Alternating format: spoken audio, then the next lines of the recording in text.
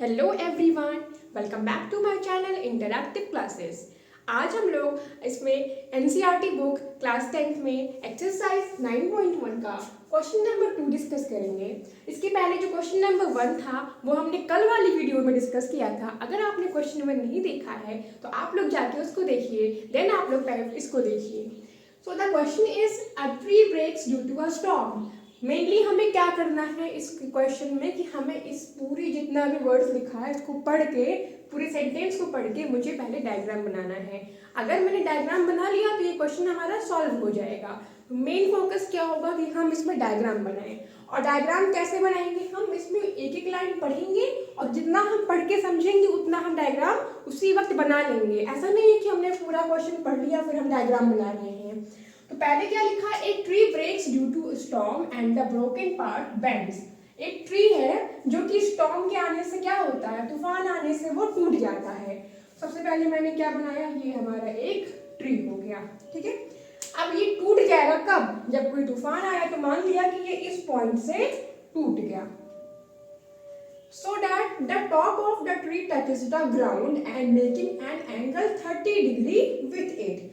तो यहाँ ये इतना पार्ट टूट गया है तो ये जो पार्ट होगा वो नीचे ग्राउंड पे आके टच करेगा। तो टूटने के बाद ये नीचे कैसे आएगा? ये जो ऐसे था वो ऐसे हो जाएगा, मतलब ये ट्री हमारा टूट गया ऐसे। यानी कि जितना पार्ट ये है उतना ही पार्ट ये भी हुआ, क्योंकि यही पार्ट टूट के क्या हुआ, यहाँ पे गिरा हुआ है। तो ये जो इसका टूटा हुआ पार्ट था ये ग्राउंड पे टच करता है and making an angle 30 degree with it. तो ग्राउंड मान लेते हैं कि यहाँ पर है, तो यहाँ पे एंगल कितना बन रहा है? 30 डिग्री का। तो ये कितना है? 90, क्योंकि ये पूरा स्ट्रेट है।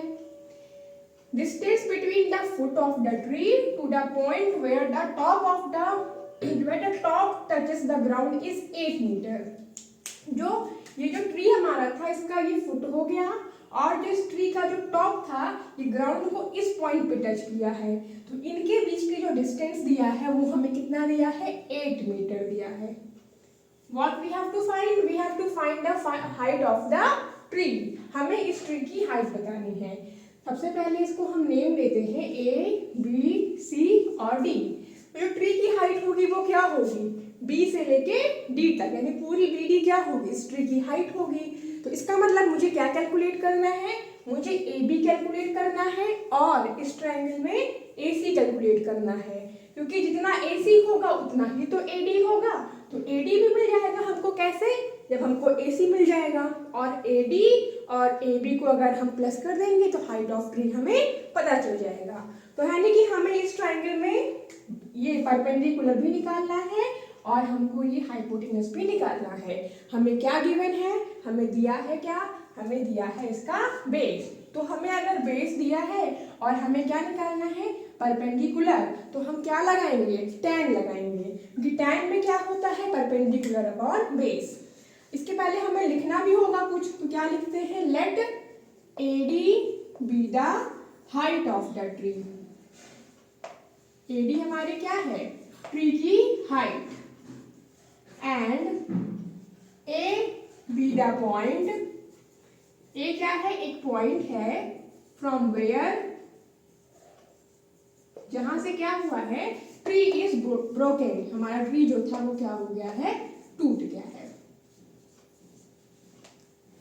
तो इतनी बात हमने लिखने के बाद ये लिख दिया कि ये ट्री की हाइट हो गई। BD हमारी AD लिखा है मैंने, AD नहीं हमारी हाइट है। हमारी हाइट क्या है? BD है। BD B the height of tree और A वो पॉइंट है जहां से हमारा ट्री टूट गया है। तो अब हम क्या लिखते हैं इसमें? In triangle ABC। हम चाहे तो यहाँ पे लिख सकते हैं कि C be the point from where the angle of elevation is taken, या फिर यहाँ पे 30 डिग्री का एंगल बन रहा है, बट मैंने इतना लिख दिया है। इसके बाद हम लोग इसको सॉल्व करते हैं कि इन ट्राइंगल ABC मैंने क्या लगाना है? इसमें tan 30 लगाना है। तो tan 30 की वैल्यू क्या होगी? Perpendicular upon base. 30 के लिए परपेंडिकुलर कौन हुआ? AB, बेस कौन हुआ?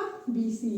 tan 30 की वैल्यू 1/√3 AB अपॉन BC। और BC कितना हमारे पास दिया है? 8। तो ए बी की वैल्यू क्या हो जाएगी, बी सी को यहाँ भेज देंगे तो बी सी अपॉन √3 हो जाएगी, इसका मतलब 8/√3। अब हम क्या करते हैं, दोबारा से क्या लगाते हैं इस ट्राइंगल में, हमें क्या चाहिए, हाइपोटेनस। हमारे पास क्या है, बेस, तो बेस और हाइपोटेनस का रिलेशन कौन बताता है, कॉस, तो यानी कि हम इसमें क्या लगाएंगे, cos 30। बेस क्या हो गया, BC, हाइपोटेनस क्या होगा, 90 के सामने वाली साइड AC। cos 30 की वैल्यू √3/2, BC 8 है और AC का पता नहीं। अब क्या करते हैं हम, क्रॉस मल्टीप्लाई, तो √3 into AC is equal to 8 into 2, तो AC कितना आ जाएगा, 16/√3 आ जाएगा। अब हमें क्या निकालना था, हमें निकालनी है height of tree.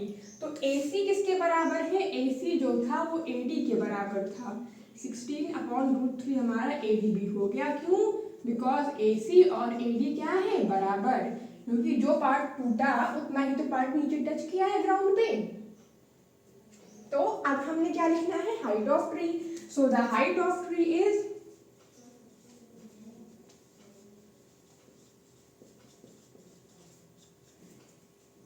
AD, BD है हाइट, BD क्या हो जाएगा, AD प्लस AB। AD की वैल्यू क्या है हमारे पास, AD ये है 16/√3 और AB की वैल्यू क्या है, 8/√3।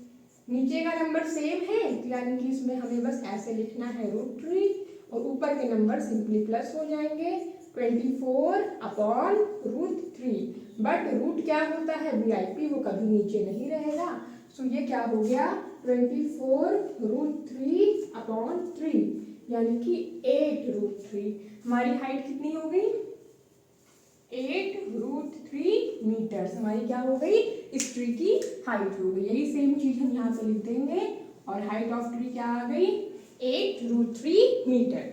So this was the second question of exercise 9.1. I hope आपको ये क्लास समझ में आई होगी। Thank you for watching. Let's meet in the next video.